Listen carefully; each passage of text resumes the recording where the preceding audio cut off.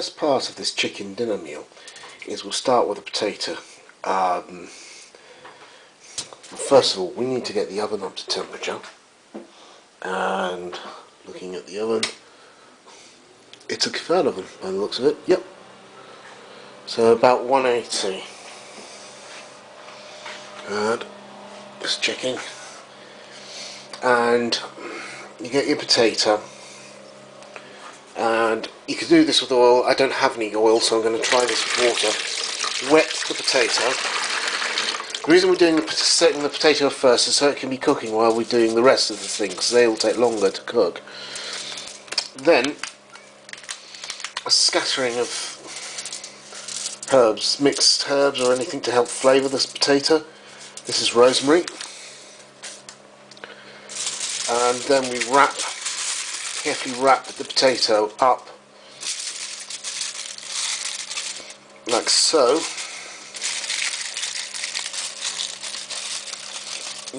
So you can use a minimum amount of foil.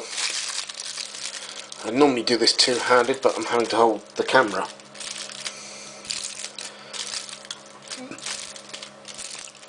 Okay.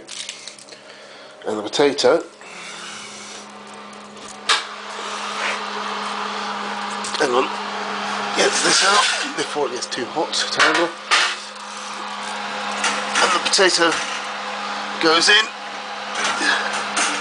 And I'm taking out a tray so we can get the other item later in. And the potato is now on to cook while we turn our attention to the vegetable preparation. Now, I've discovered that the lid to this that they provide is not the lid to this. We'll be having, I'll be letting them know, giving them a heads up about that. I don't know how that's happened, so I'll probably be using foil as well. First job is we're going to cut this carrot, the top and tail it, and then peel it. Then after it's peeled, I'm going to slice it using this knife into carrot slices. Now I can't do that holding a camera, so I'm just going to switch off the camera now and peel and slice this carrot. Right, these are the carrots that's been peeled. I must say that I'm very impressed with Landmark Trust's selection of cutlery. The knife is very sharp, and the potato peeler works pretty well. I'll move it into there for washing. Now you put the sliced carrot into the bowl, or your oven dish.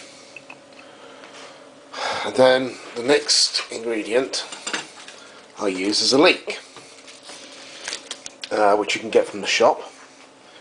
Now I will cut that bit off there and slice as much as I can right up to there.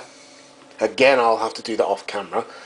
Normally I would use a serrated blade for this, and so I'm going to try using this blade to cut the leek. I find this up in Newcastle that the blade I cut the carrots with does not cut properly the leek, and vice versa.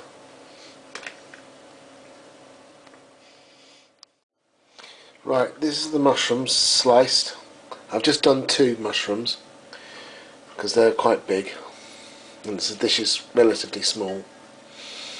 And you put them in, you can perhaps mix them out a bit as well.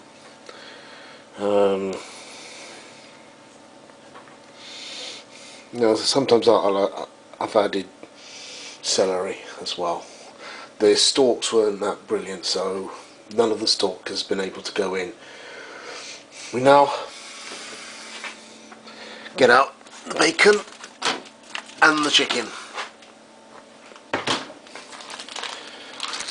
Right, now again, this is a job which I can't do one-handed. So I'll just tell you what I'm going to do now.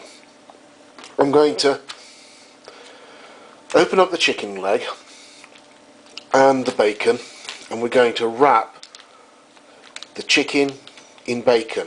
Bacon helps flavour chicken, and then I'll place that and then place it in the bowl. I used 2 rashers to wrap the chicken leg, and there's 2 rashers left to grill to do a bacon butty or a bacon roll. Now the next thing to do is get your stock cube. Now in Newcastle I use chicken stock cubes for chicken, pork cubes for pork, but this time I'm going to use from the shop 15p each a bouillon cube. That's a vegetarian one, so it can use it for various different ones. The thing about OXO is it has a lot of salt in it, and we need to have a low sodium diet because apparently we eat far too much salt in our diets, and so that's why I always get the Knorr ones, which they didn't have, but they did have this bouillon cube. So I scatter it, or well, crumble it together and sort of scatter it around. By the way, prior to putting the chicken in, I did a sort of well of the vegetables so that it sits in the vegetables instead of just on top of it. Now, just wash my hands a bit. I normally have a kettle that I'll have boiling away. This one's already boiled. When I do it, I have it boiling away while I'm doing the veg bits, but because of the sound, I had to wait till afterwards. I'm not sure. It helps melt the stock cube, plus other things. The other thing is that it gets up to temperature and helps in cooking. Now the next job I need to do is somehow attach a lid. Now, as I mentioned before, you could also at this stage add a few extra herbs as well.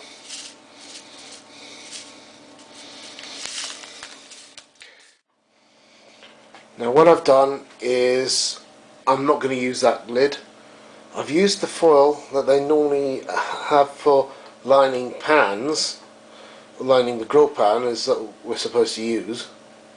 I justify using it here because we haven't been provided with the appropriate lid. Now I've done my best to seal it in, to make a lid just out of the foil. I'm not bothering with the glass lid at all.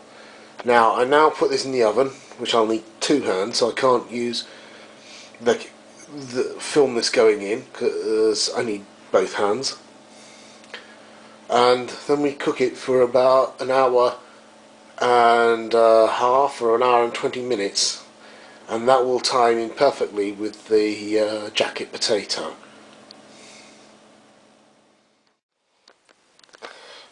Right, they've now come out the oven. First thing I'll unwrap, proverbial hot potato.